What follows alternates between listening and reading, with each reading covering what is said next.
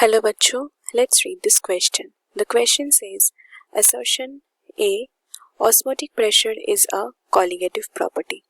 Reason R, osmotic pressure is directly proportional to molarity.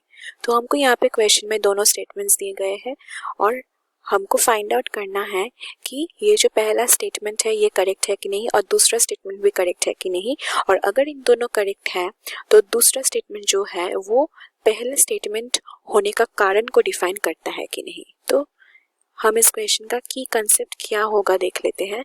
इस question का की concept होगा क्या, colligative properties and osmotic pressure. So colligative properties are those properties which depend on the number of solute particles and not on the identity of the solute।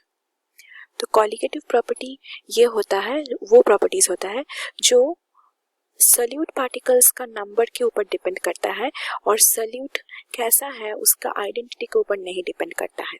तो ये depend करता है on the number of solute particles. और osmotic pressure क्या है, हम जानते हैं ऑस्मोटिक प्रेशर होता है, it will be the pressure that is required for the flow of solvent molecules from semi-permeable membrane। और ये मूवमेंट का डायरेक्शन क्या होता है, from high concentration to low concentration ये मूव करेगा।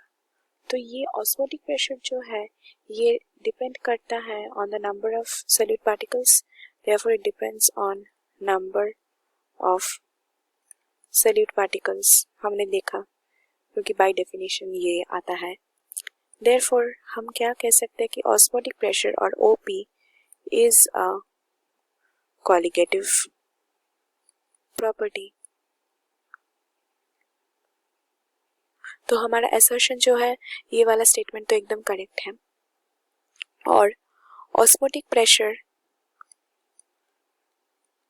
जो कि हम पाई से डिनोट करते हैं उसका फॉर्मूला क्या है, ICRT। यहाँ पे I क्या है, वैन हॉफ फैक्टर या फिर ionisation constant, van Hoff factor. और यहाँ पे C क्या है, ये C है कंसंट्रेशन ऑफ द सॉल्यूट। तो ये कंसंट्रेशन के ऊपर डिपेंड करता है, देयरफॉर ऑस्मोटिक प्रेशर क्या होगा, ये डायरेक्टली प्रोपोर्शनल होगा मोलारिटी के साथ। तो अगर ये डायरेक्टली प्रोपोर्शनल है मोलारिटी के साथ, मतलब ये डिपेंड कर रहा है कि नंबर ऑफ सॉलिड पार्टिकल्स के ऊपर, तो ये प्रोपोर्शनल है डायरेक्टली मोलारिटी के साथ, इसके लिए ही ये हम कह सकते हैं कि ये ऑस्मोटिक प्रेशर एक कॉलिगेटिव प्रॉपर्टी है। तो दूसरा स्टेटमेंट जो है रीजनिंग वो भी करेक्ट है कि osmotic pressure is directly proportional to molarity. और हमने क्या देखा कि क्योंकि मोलारिटी जो है ये डिफाइन कर रहा है कि number of solid particles depend कर रहा है इसके ऊपर, और ऑस्मोटिक प्रेशर इसके साथ डायरेक्टली प्रोपोर्शनल है, तो ये एक कारण हुआ कि osmotic pressure is a colligative property.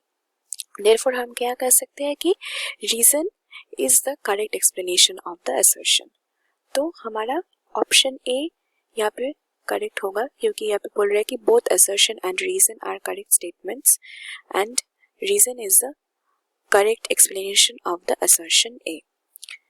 So this is the final answer for this question. Hope you have understood it well. Best of luck.